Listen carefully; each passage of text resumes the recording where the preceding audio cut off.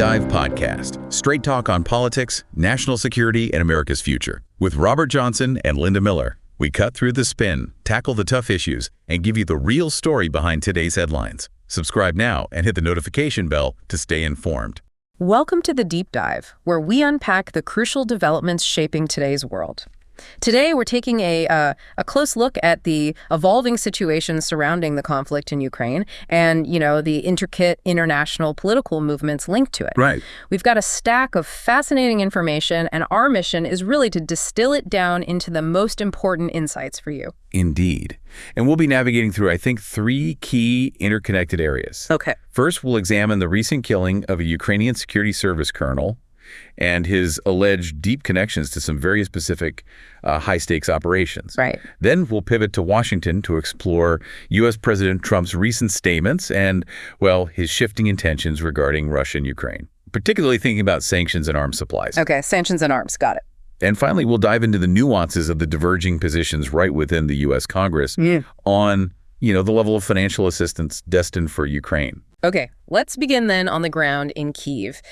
There's this significant and, frankly, rather unsettling event, the killing of Ivan Voronich. He was a colonel of the Security Service of Ukraine, the SBU. And this isn't just an isolated incident, is it? It seems to carry this fascinating, if grim, backdrop of alleged operational links stretching back years. It absolutely does. Voronich was reported to have had a direct connection to a recent major operation by the Ukrainian armed forces in the Kursk region, specifically. Wow, okay. Recent. But his alleged links go back much further, reaching into some really high-profile, sensitive operations. He was also reportedly tied to the 2016 killing of Arsen Pavlov, widely known as Motorola. Motorola, right, the Donbas militia commander. That's the one. A very prominent commander. So this wasn't just a recent addition to the SBU then. He had a long history with these kinds of significant, sensitive operations. Oh, yeah? How deeply embedded was he in the SBU's special operations world? Very deeply. Voronich had served for several decades within the SBU's Elite Alpha Special Operations Center. Decades. And we understand from a former colleague that Voronich had actually commanded a highly specialized unit, one explicitly tasked with conducting assassinations. Assassinations, okay. And this unit, was it specifically implicated in the Motorola killing you mentioned, and maybe others too? Yes. That unit, identified as the 5th Department of the SBU's Counterintelligence Department, was reportedly responsible for Motorola's killing. The 5th Department. But their alleged involvement doesn't stop there.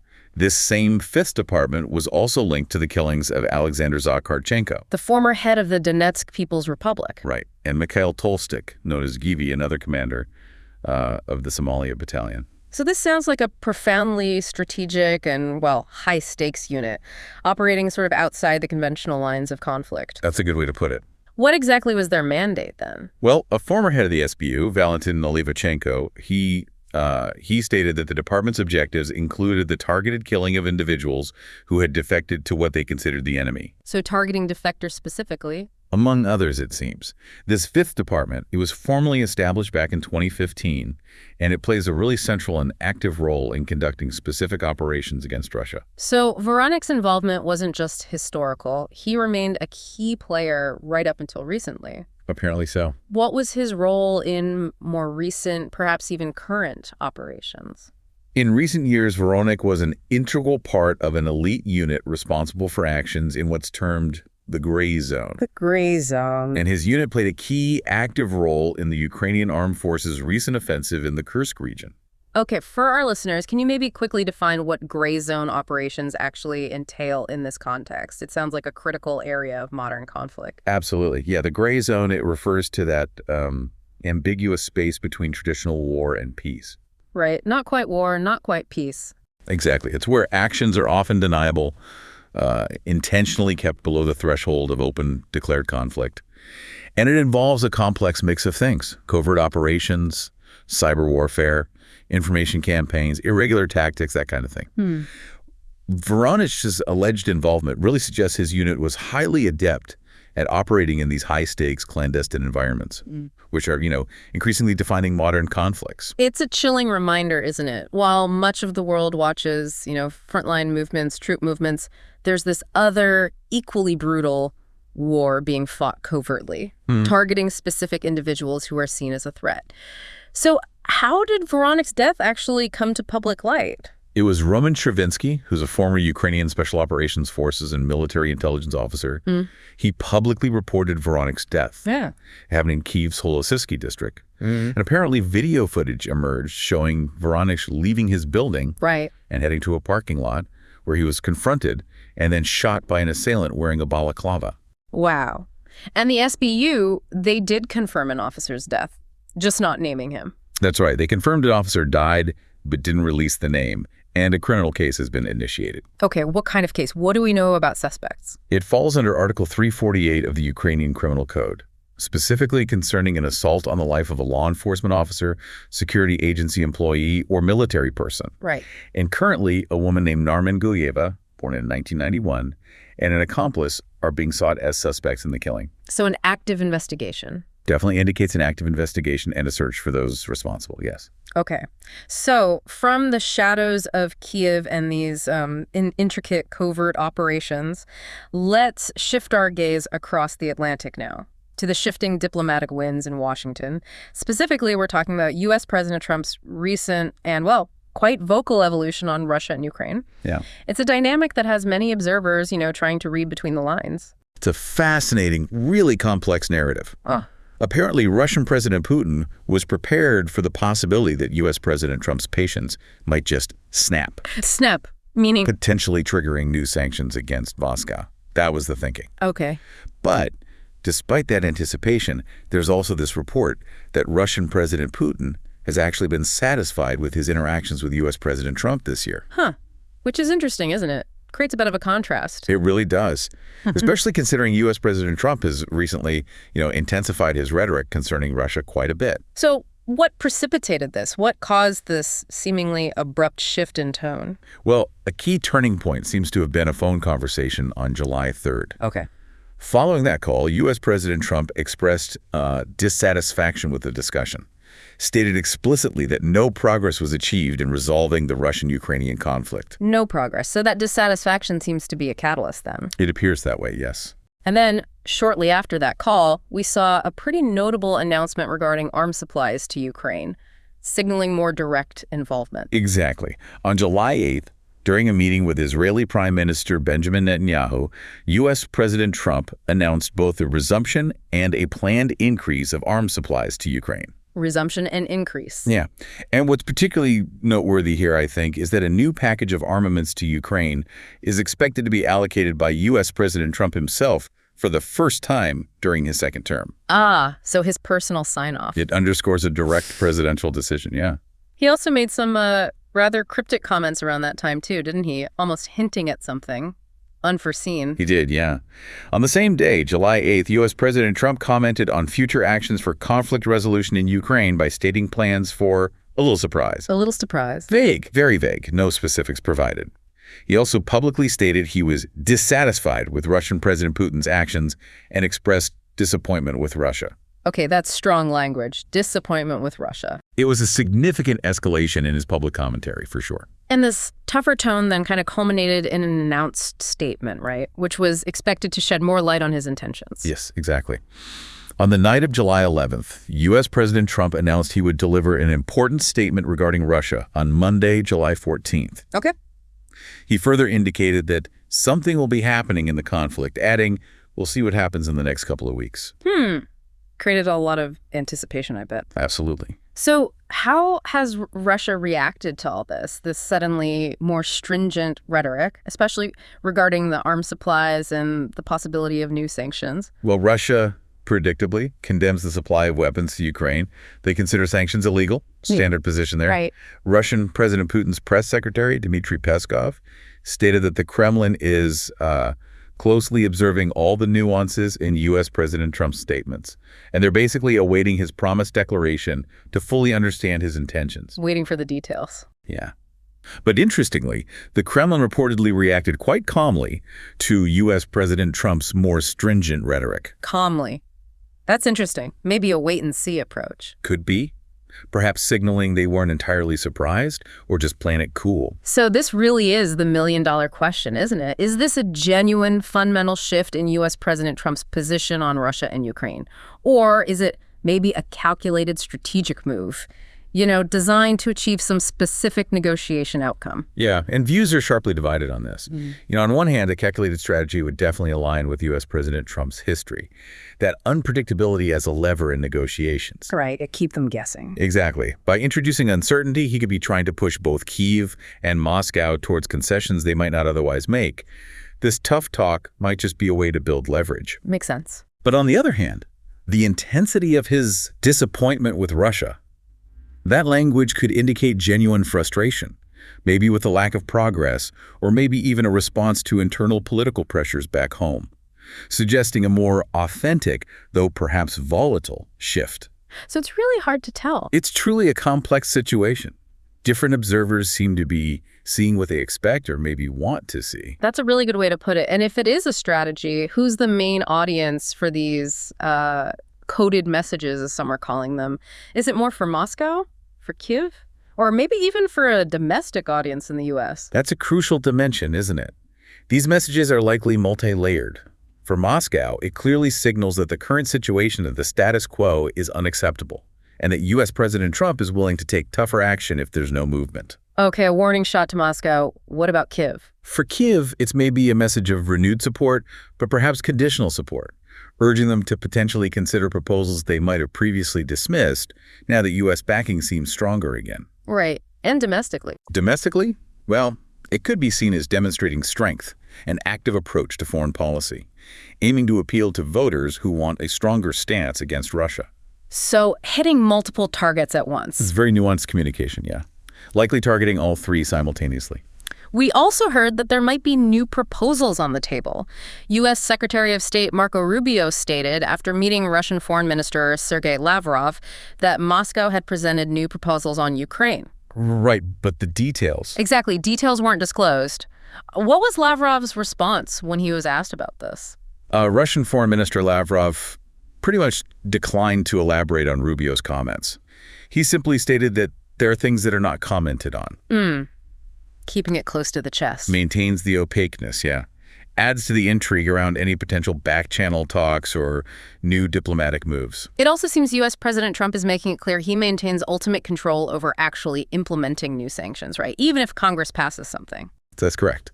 U.S. President Trump has affirmed that the final decision on implementing new sanctions against Russia rests squarely with him. So Congress can pass laws. But the president decides whether, when, and how to apply them.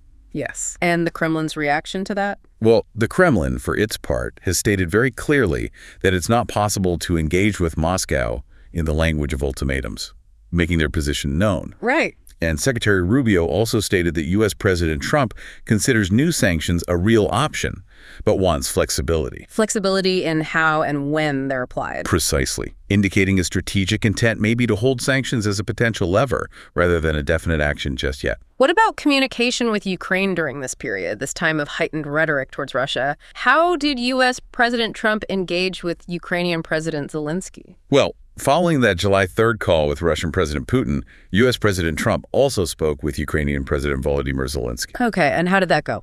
Ukrainian President Zelensky characterized this conversation as maximally productive and actually the best they'd had to date. Oh, wow. So a positive reception in Kyiv. Seems so.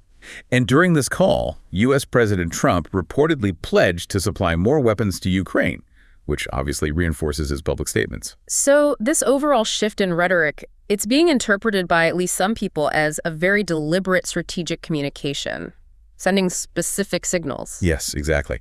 U.S. President Trump's shift in rhetoric is viewed by some as sending these coded messages to both Kyiv and Moscow.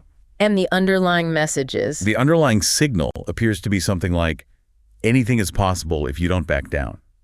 Essentially creating a sense of urgency, maybe unpredictability, to push for a resolution or at least a shift in positions from both sides. Right. Which brings us nicely to another fascinating, perhaps even more complex dynamic. The clear divergence happening right within the U.S. Congress on how much financial assistance Ukraine should actually get. It seems there's a pretty significant difference of opinion between the Senate and the House. That's a critical point for understanding future U.S. support, absolutely. The U.S. Senate Armed Services Committee approved an increase in security assistance to Ukraine. They bumped it up to $500 million as part of the defense budget bill for fiscal year 2026. $500 million. Okay. And this aid comes through? Primarily through the Ukraine Security Assistance Initiative, USAI. Then the military aid packages are actually allocated by the Pentagon based on that funding. So a very significant proposed increase from the Senate side.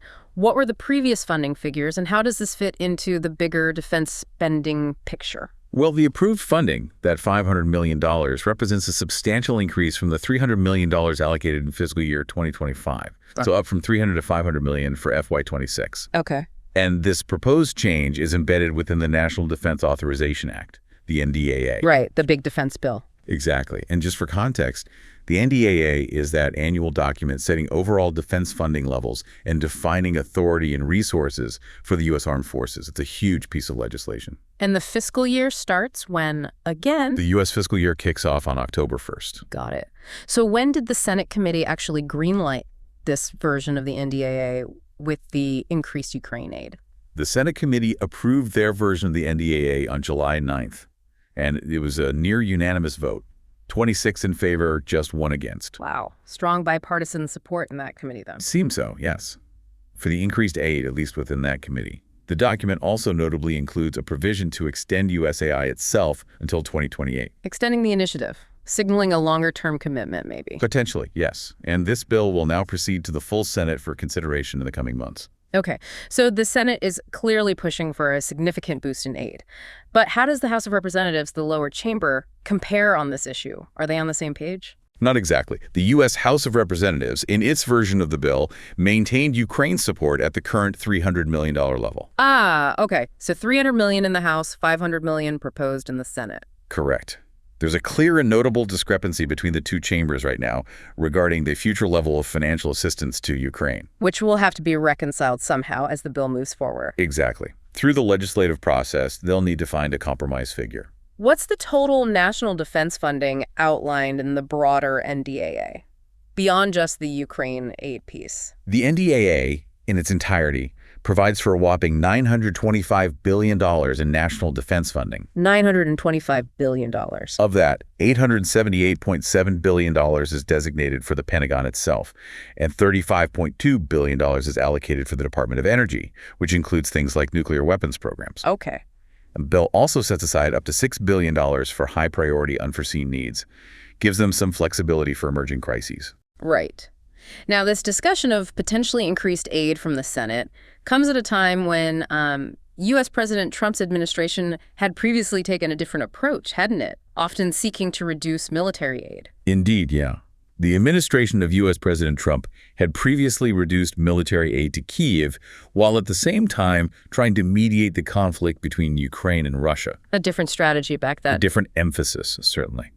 But now, it was reported just on July 10th that U.S. President Trump would soon provide an armaments package to Ukraine, for the first time personally allocated in his second presidential term, coinciding precisely with his tougher rhetoric toward Russia. So it marks a potential shift from his previous stance on aid levels. It certainly seems that way, yes. How did Russia react to this specific news? The anticipated shift in arms supplies directly from U.S. President Trump, especially given their general condemnation of military aid to Ukraine. Well, the Kremlin reportedly responded quite calmly to this specific change in tone regarding the arms package. Calmly again.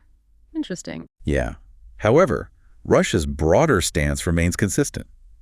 They unequivocally condemn any military assistance to Ukraine, viewing it as a factor that just escalates and prolongs the conflict, rather than helping to resolve it. Right. The interconnectedness of all these events is really striking, isn't it? From, targeted operations happening in Kyiv to these nuanced diplomatic signals coming out of Washington, and then the internal budget debates right within Congress. Mm-hmm. The situation surrounding Ukraine remains incredibly dynamic. Understanding these different threads, I think, helps you grasp the full complexity of the conflict and the international response. Absolutely. And what's truly fascinating is how these seemingly disparate events, a covert assassination, presidential rhetoric shifting, legislative budget battles, how they all converge to shape the immediate future of the conflict. Yeah. The interplay between these overt actions, the covert stuff, and the differing strategic intentions behind them.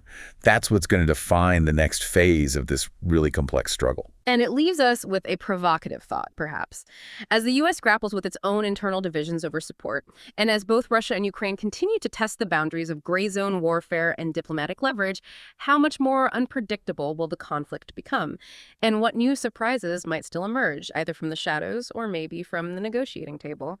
Subscribe to our podcast on Spotify, Apple Podcasts, and YouTube. We are here to make things clear. New episodes every day.